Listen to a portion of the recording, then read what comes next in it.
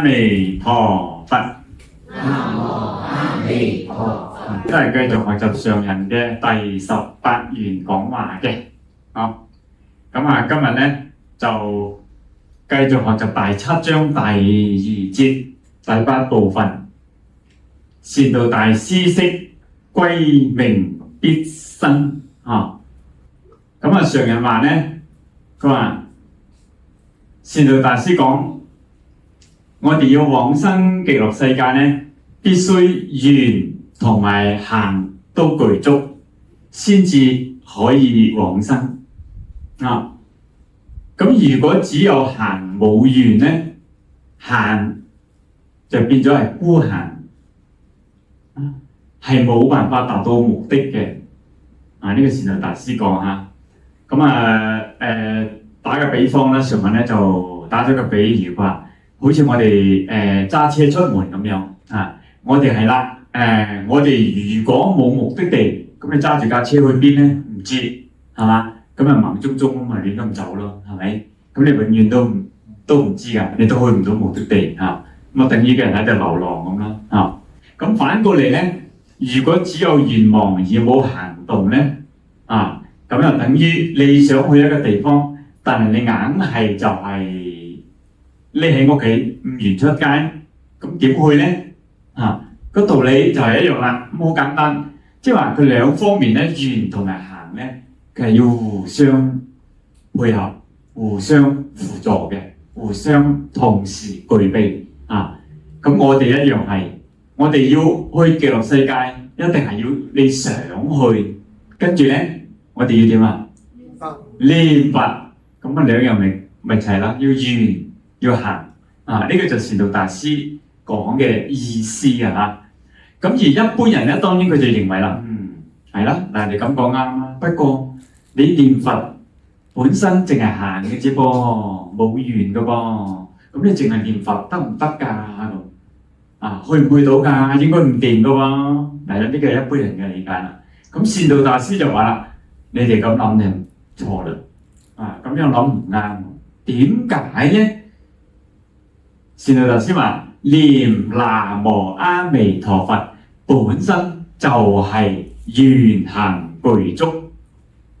嗱，呢個咧就好特別嘅解釋，因為平時即係一般咁聽，你都係覺得你念佛啊嘛，你淨係做嘢，你淨係念佛啫嘛，咁你冇願喎，體驗唔到你嘅願噶嘛。但善導大師話唔係嘅，當你念南無阿彌陀佛嗰陣咧，你就願行具足。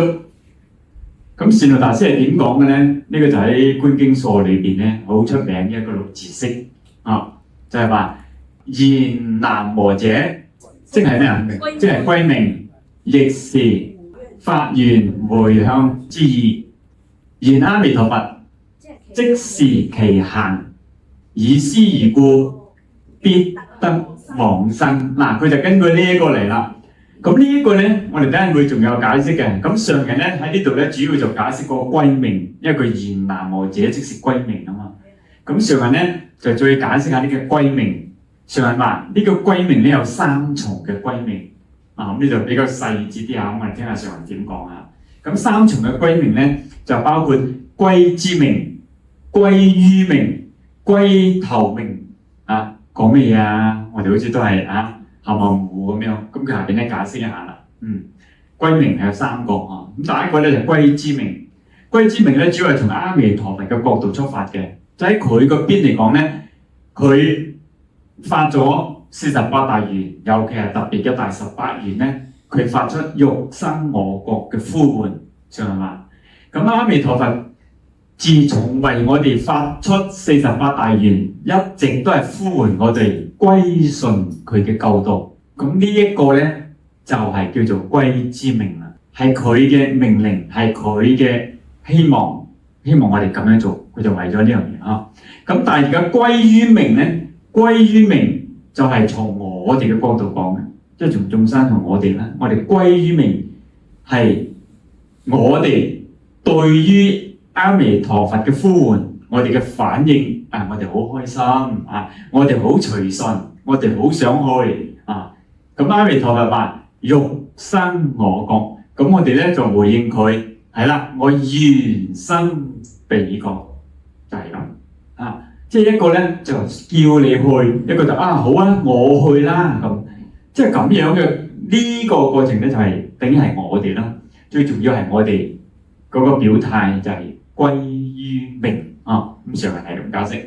咁第三個咧就係歸投名啊，又係點解釋咧咁？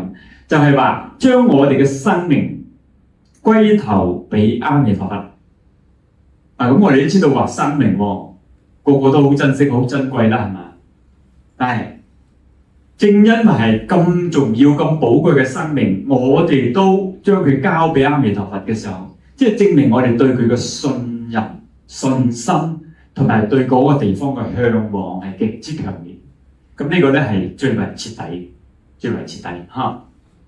咁當然咧，大家都知道咧，我哋嘅生命都係無常，係污穢，我哋知啦。流轉、做罪、造業係痛苦嘅，我哋本身嘅生命，依家都係㗎。我哋好多人都有好多煩惱，好煩啊！人世間咁一定係咁嘅感覺嘅人喺人哋世間不如意事十常八九，永遠都係咁，都係呢個主題無論你係邊個其實你都係一樣唔會，即係唔開心嘅日子一定係多過開心嘅呢個就係人類嘅生命咁而阿彌陀佛咧，咁阿彌陀佛我哋都知道佢係無量壽嘅生命啦，係永恆噶啦佢係最富貴噶啦，佢係最有智慧噶啦，佢係大自在啦，係咪？所有啲好嘢你放佢嗰度都啱使嘅，嗰個就係阿彌陀佛。咁我哋呢個無常嘅生命，當我哋歸投阿彌陀佛無量壽嘅生命嘅時候咧，咁我哋就掂啦因為我哋同佢融為一體咁就變咗，即係之前所講嘅，亦都係共鳴資料身份一體所有呢啲嘅道理係一樣。即係當我哋去到極樂世界，其實我哋同阿彌陀佛咧就融為一體。所以點解我哋去到會有咁大嘅福報咧？就係因為阿彌陀佛嘅功德成就所以去到嗰度咧，我哋自然就係大菩薩，自然就不退轉咁所以咧一樣有阿彌陀佛嗰啲無量壽清淨安樂自在，我哋自然咧就有呢一個咧就係生佛一體嗰個概念咁當然依家我哋好難想像嘅，好難想像。我哋連阿彌陀佛係點樣又未真正見過所以呢個咧就係好重要嘅一個信心，一個信仰咁接住上人咧又話啦，佢話頭先講嘅善導大師嗰段法語咧有一句叫亦是發願回向之意。咁佢話呢一個願咧以及即時其行嘅行咧喺呢度一個願一個行佢話有兩方面嘅解釋。咁所謂兩方面咧，就一方面係阿彌陀佛嗰方面啦，一方面係邊個？我哋自己啦。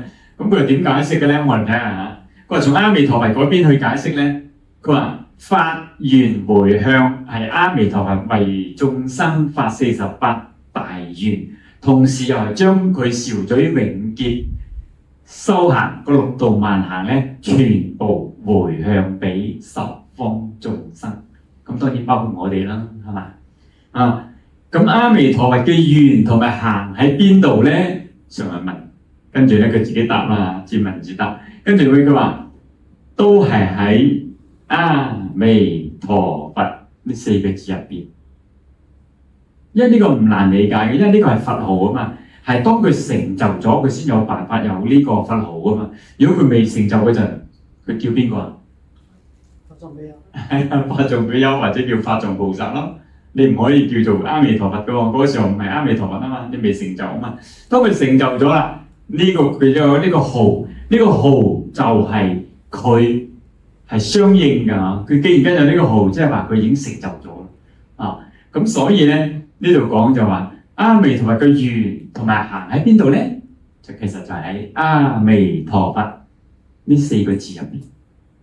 所以呢個幾咁重要，點解我哋念佛就係咯，從方方面面都體現呢個精神阿彌陀佛佢發大悲心，將呢4個字嘅萬行回向俾歸命嘅眾生使眾生一旦歸命，就可以獲得阿彌陀佛呢4個字入邊所包含嘅所有功德啊！我哋冇咁簡單，4個字有咩功德啊？因為呢4個字本身係果嚟㗎嘛，佢冇功德，佢唔會成就到呢個名號，所以佢係嘅結果嚟嘅。不過我哋凡夫咧，有時我啲門徒有時唔係咁清楚了解。實情上，阿彌陀佛本身就代表一切嘢，包括佢修行嘅功德。所以點解我哋要念佢個名號咧？呢度咪亦都係體現出嚟啦嚇。咁佢話阿彌陀佛發願修行以嚟咧，一直都係為眾生回向。咁佢簡單啲嘅例子啦，呢度上人咧就舉咗個好似父母咁啊。咁當然呢啲係好有深度嘅好負責任嘅父母啦好似父母咁，佢哋咁辛苦揾啲錢翻嚟咧，主要都係為呢個家庭，都係為仔女阿彌陀佛亦都係一樣啦，佢時時刻刻點點滴滴咁，佢咁多功德，佢咁辛苦去修行，為咗咩咧？就係回向俾十方眾生就係咁樣。咁從眾生呢邊嚟講咧，願我哋係發願往生極樂世界咯，呢個係我哋嘅願啦，係嘛？咁行咧，我哋嘅行就係念佛咯。點解念佛啊？講到底其實就係借助阿彌陀佛嘅行啊嘛。因為阿彌陀佛佢已經行咗啦嘛，佢六度萬行佢成就咗，一定係之前行咗修行完成啦嘛。咁我哋而家念佛咧，係作為我哋嘅行。咁具體啲講，其實我哋就係我哋念佛嘅時候，其實就係借緊阿彌陀佛行就係借助佢嘅行，成為自己嘅修行啊嘛。所以就幾咁重要咧。我哋咁懶，你連念佛都唔念，咁冇辦法啦你借助阿彌陀佛嘅修行，你都唔借，咁你靠自己更加冇運行啦。點樣行啊？行唔到。所有唔係借助阿彌陀佛行嗰啲修行，都叫難行道啊嘛，係咪？咁只有係借助阿彌陀佛呢種嘅修行，先叫做易行道啊嘛。咁你都唔借，你都難，咁無話可説噶啦。呢個咧，我哋知道咁阿彌陀佛既然間回向俾我哋啦，咁我哋一旦歸命，就等於全部領受阿彌陀佛嘅行，同埋接受佢所有嘅功德。你諗下你幾着數咧，係咪？你咁喐個口念下佛，就有咁大嘅功德。點解我哋唔做咧？呢個要問下自己咁跟住咧，上人就打比喻啦。打咩比喻咧？咁我等下上人就打一個大家都好關心、好重視嗰個啦，梗係銀行卡。銀行卡，哎呀跌咗，唔知去咗邊度，死啦！就成日都心驚膽戰，跟住成日失魂落魄咁大件事，周圍揾乜嘢都冇心機啦，梗係擺落聽個卡先啦咁所以咧，佢就用呢個銀行卡嚟打比喻啦。咁上人話咧，佢係用台灣去比喻下啩。喺台灣咧，錢最多嘅咧係中央銀行，中央銀行。佢假如中央銀行所有嘅錢嚟比喻，好似阿彌陀佛嘅功德咁等我哋容易理解啲咁啦咁我哋歸命嘅人咧，我哋就等於擁有中央銀行所有嘅錢就咁樣因為上人都知道我哋都係好中意錢係咪？世間人好中意錢係好正常真係好正常。因為太窮啦，係咪？有錢幾好方便唔使問人，唔使求人係咪？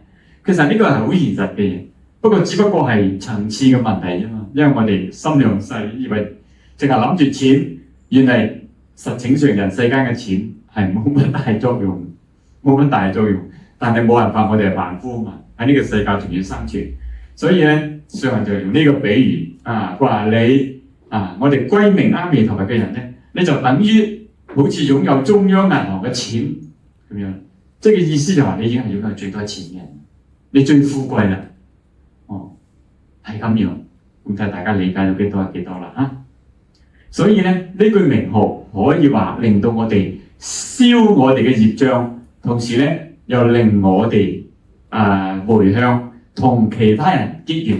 咁呢個六字洪名咧，就等於中央銀行嘅金卡咁樣呢個比喻咁由我哋自由去提取咁所以呢個其實呢個比喻其實唔係好恰當嘅，大家都知道係嘛？呢人哋嘅銀行金卡嗰啲，你點都係有限但係冇辦法，我哋嘅理解力各方面唔同，咁佢就用呢個比喻咁任由我哋自由提取咁樣啊。咁跟住上文咧又列舉呢個善導大師嘅一小段法語啦。個善導大師講咧，彌陀世尊本發深重誓願，以光明名號攝化十方，但使信心求獵。佢就接咗呢一段啊。咁呢個咧因為善導大師好多法語我哋知道啊，咁呢好多精警嘅，咁我哋佢喺呢度咧就列舉咗呢一段啊。深重嘅誓願，佢就以光明名號攝化十方啊。佢唔用其他，用呢一個，咁即係佢呢個名號就係功德啊嘛。呢個名號就等於佢本身啊嘛。好多人成日想見阿彌陀佛，你咪要念佛咯。念佛時就係見佛嘅時候，對於凡夫一定係咁嚇。只有到臨終啦、走啦，一般人都係咁嚇，絕大多數人都係臨走啦、往生前先見到阿彌陀佛，都係咁。平時你係個月好少見到。呢個咧就念佛就係見佛嘅時候，所以呢一句名號咧，俾我哋信受，俾我哋稱念嘅咧，無論係為咗現世嘅利益又好，抑或係為咗當來往生都好啦，我哋都可以信心求念啊！呢個咧常人講啦，即係譬如你而家啱啱係想揾工咁，都無妨嘅，你都要求下阿彌陀佛啦。阿彌陀佛加持下啦，俾我順利揾份工啦。咁你唔好咁貪心啊！平時咧做開2萬蚊嘅，揾開2萬蚊嗰啲工嘅，依家又話要阿彌陀佛加持100萬一個月，咁你真係有時你個福報唔到喎，你明唔明啊？點會俾咗100萬你啫？你無福消受嘅，呢個叫做貪啊，太貪心啊！所以呢啲係唔會滿你嘅現在，最終你嘅貪心點為咗咩咧？所以我哋要明嚟實在係好需要屋企人等緊開飯啊！你先至你主要勞動力，你又失業，應該求下阿彌陀佛，就係咁啦。咁善導大師嘅呢個六字釋咧，亦係大八願嘅內容，其實只不過係另一種角度去解釋啫嘛。你睇下歸命佢個六字釋入邊有歸命啦，有發願回向啦，有阿彌陀佛啦咁呢度咧上人咧就最講啦，佢話歸命就係信咯，係嘛？發願回向就係願啦，阿彌陀佛咪行咯，信願行具足所以頭先嗰個六字釋咧，其實就係清清楚楚咁講明咗咧，只要我哋念佛本身已經係具足信願行，而唔係一般人理解你淨係行啫噃，你冇願噃，冇信噃，唔係你只要念佛虔誠嘅念佛咧，佢自然咧就具足信願行咁信願行具足，必生淨土所以好多時你睇我哋啲法語都係外邊咧睇唔明嘅，就係咁。有時咧上人淨係講只要念佛必定往生咁。你淨係念佛就往生嘅咩？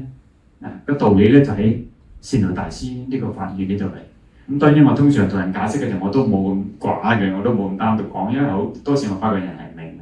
我都話你信法念佛而必生淨土，加咗前面喺度咧冇壞，因為要等你多啲去明白呢個法義，因為我哋真係凡夫嚟㗎。嗰段時間又忘記啦，轉下彎有啲嘢咧又唔記得咗咁樣，所以人不斷咁，你睇下上下呢啲係㗎，不厭其煩地成日重複來翻去咁抄翻嚟呢個角度講，嗰個角度又提下我哋咁樣，就係好似啲好慈悲嘅父母咁樣，就驚死我哋唔明嘅，驚我哋甩隊驚我哋跟唔到所以呢個咧，我哋真係要明白常人嘅呢啲苦心因此今生一定要去極樂世界，好唔好啊？好，阿彌陀佛，阿彌陀佛。